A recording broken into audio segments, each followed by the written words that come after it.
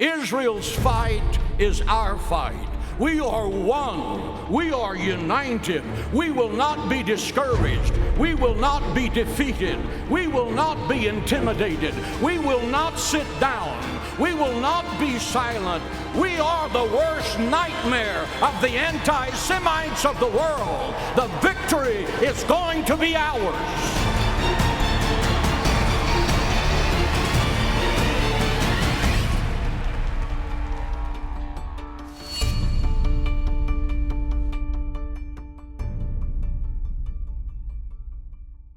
Thank you. Thank you for standing up for Israel. Thank you for standing up for the truth. Thank you for standing up for the one and only Jewish state. And may God bless you all. May God bless the United States of America. Thank you all.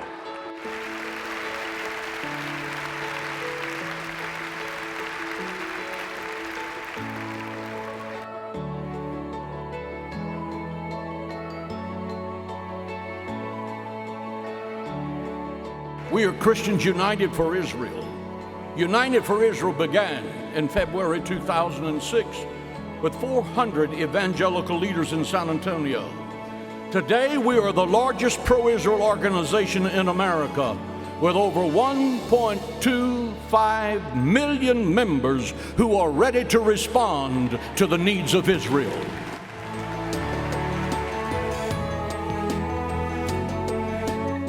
It's uncanny. It's got to be God. That's how I see it. The only way that you can pull that many people together in so short a period of time, and you're talking about Christians from all across different denominations, is that they find a common denominator outside of Jesus, and that is God's people, Israel. We can't rewrite history, and we can't change what our predecessors did, but we can commit to change the trend so it doesn't repeat itself, and that's really why we're here and what we're trying to do. It's a very important initiative, and the purpose is education. We wanted to educate the Hispanic community in why we need to support the state of Israel. And so when we look at the Jewish narrative, the biblical, the theological, the scriptural, it's easy for us as biblicists, if you will, in our community to look at the Bible and say, not only is there a reason, but there's a responsibility and there's a right to support the Jewish state.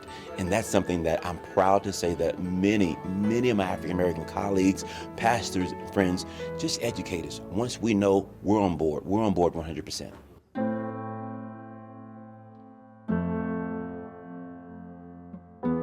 When asked whether or not they're pro-Israel, 66% of Americans say they are. But when asked their position on the conflict, only 32% of college students say they're pro-Israel. But I have a request, a plea to you. I urge you. Redouble your effort on the campus. It's a very hostile place. We like to say that our college students are on the front lines of the battlefield. And that's because there's various opposition on college campuses. You got opposition from student groups, you got opposition from faculty and staff, opposition from biased professors in the classroom. So there's enormous amounts of opposition that students are up against when they're trying to do their pro-Israel activism on college campuses across the nation. People don't see the Israel issue from the light that a college student does. And I know this because when I was in Middle Eastern Studies on my campus and I was getting involved with CUFI as a student, my experience with the Israel issue is far different than people in my church, people in my family, people in the community. You're not going to go to your grocery store and people are chanting Israel's apartheid state in the dairy aisle, but you're going to find that pretty much anywhere you go on a college campus. Any major university has seen some level of anti-Israel sentiment, whether it's institutionalized or into the education system, or it's clubs and other groups supported by faculty and staff on campus.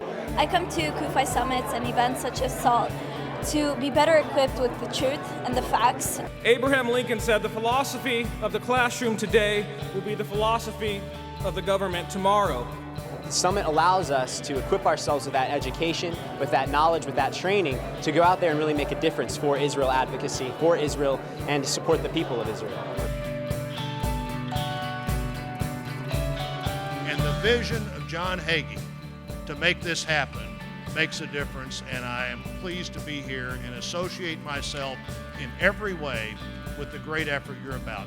be on your knees in prayer for Israel and the United States, that in the challenging days ahead, the peoples of our two great nations will find the strength to defeat this enemy. Thank you. Thank you, CUFI, for what you do. There are no greater supporters of the state of Israel than Christians united for Israel, the people at this conference, particularly the people here at dinner tonight.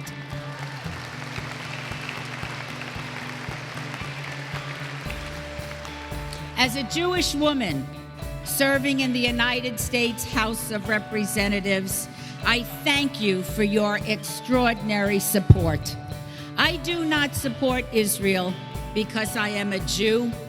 I support Israel because I am an American, and it is in America's best interest to support its most reliable ally in the planet,